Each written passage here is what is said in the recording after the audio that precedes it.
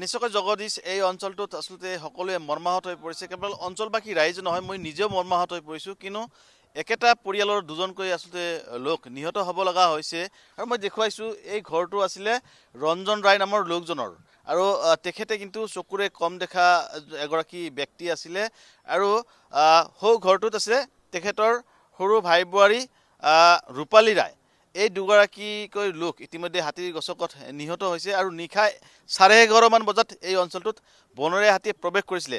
সেই সময়তে কিন্তু বন বিভাগক এই অঞ্চলবাসী ৰাইজে খবৰ দিছিলে, কিন্তু তৎসত্ত্বেও বন বিভাগৰ লোক নাহিল। প্ৰায় 2 ঘণ্টা পিছত এই অঞ্চলটোত উপস্থিত হ'ল, যাৰ ফলত নিশা 11:30 বজাতে ৰূপালী ৰায় যিগৰাকী মহিলা, সেইগৰাকী মহিলাক হাতীয়ে গছকি নিহত কৰে।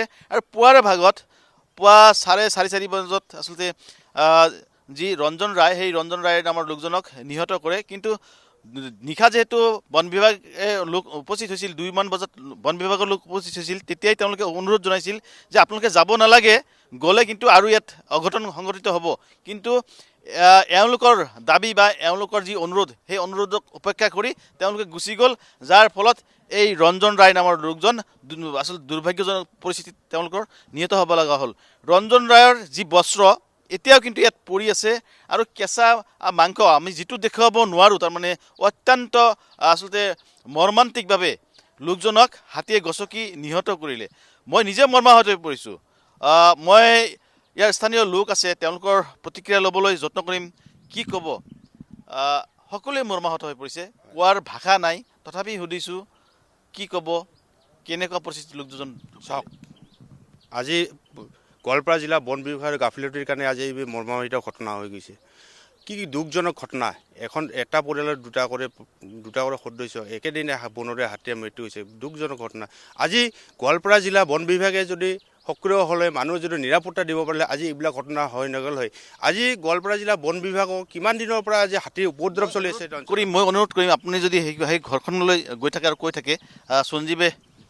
হয়, আজি চাওক কিমান দুখজনক ঘটনা। আজি যদি বন বিভাগৰ যদি ঠিকে হ'লে আজি মানুহক নিৰাপত্তা যদি দিল হয়, এইবিলাক ঘটনা নহ'ল হয়। আজি নিৰাপত্তা নোহোৱাৰ কাৰণে আজি কিন্তু মানুহক ঘৰত আহি এনেকুৱা কৰি মাৰি পেলাইছে। আজি বন বিভাগ ইমান ফোন কৰা স্বত্তেও কিন্তু তেখেতসকলে মানুহক নিৰাপত্তা দিব পৰা নাই। এয়াই বন বিভাগ একদম আমি ভাবিছোঁ ইয়াই প্ৰমাণ হৈছে যে গোৱালপাৰা জিলা বন বিভাগ ইয়াতে ব্যৰ্থ হৈছে। ইহঁতে মানুহৰ নিৰাপত্তা দিবৰ কাৰণে ব্যৰ্থ হৈছে, যাৰ ফলত আজি এইবিলাক দুখজনক ঘটনা। আজি দুজন কৰি এটা পৰিয়ালৰ দুজন কৰি সদস্য মৃত্যুবৰণ কৰিব লগা হৈছে। এয়াই আৰু কি ক'ম, ইমান দুখজনক ঘটনা। খবৰ দিয়াৰ পিছত বহুত পিছত চাওক, তেখেতসকলক আমি খবৰ দি থকা খায়, কিন্তু তেখেতসকলেতো পলম কৰি আহে। আজি পলম কৰি অহাৰ কাৰণেতো এইবিলাক ঘটনা হৈছে না, নহ'লেতো আৰু নহ'লে হয়। তো বন বিভাগৰ আজি চাওক, আমি হৈছে সাধাৰণ সদস্য, কিন্তু বন বিভাগৰ যিহেতু আমাৰতো কোনো উপায় নাই বন বিভাগ কিহৰ হাতী খেদিবৰ কাৰণে।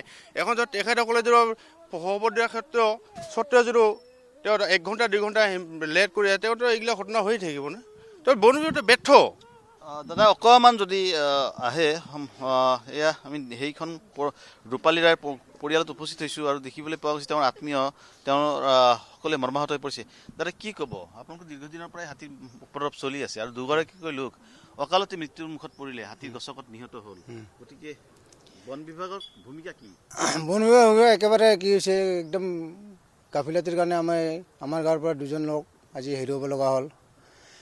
ইমান গাফিলতি কৰে। আমি ৰাতিপুৱা সন্ধিয়া 5 বজাতে আমি জাননী দিছোঁ এবাৰ ফোন কৰি যে আমাৰ ইয়াত হাতী আহিছে।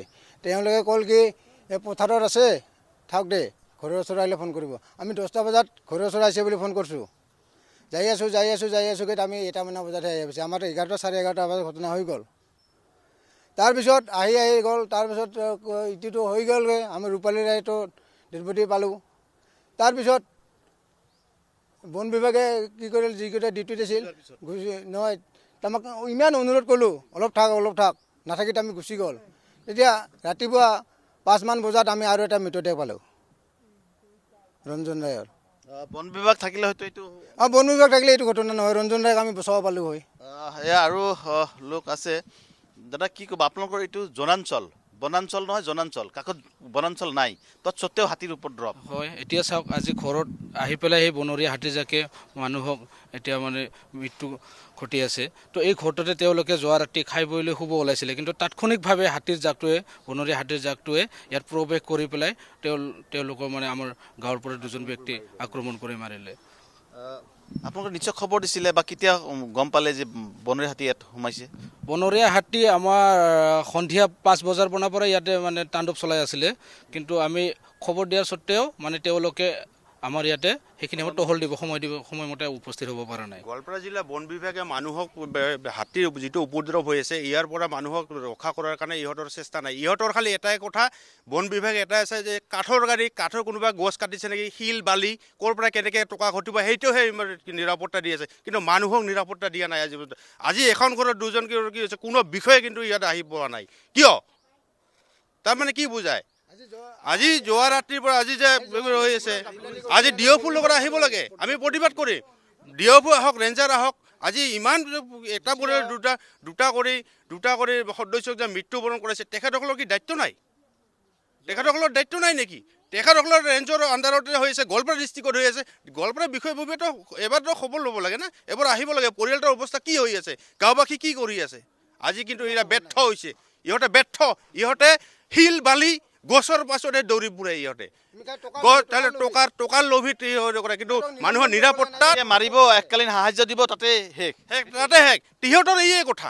আজি আমি কিমান দিনৰ পৰা কৈ আছোঁ, তেখেতসকলক কিমান দিনৰ পৰা আহ্বান জনাই আছোঁ যে আমাৰ এটা হাতীৰ উপদ্ৰৱ হৈ আছে, কি হৈছে, আমি তাতে আন্দোলনো কৰিলোঁ, তেখেতসকলে কথা দিছে। জীৱনৰ মূল্যটো পইচাৰে জুখিব নোৱাৰি।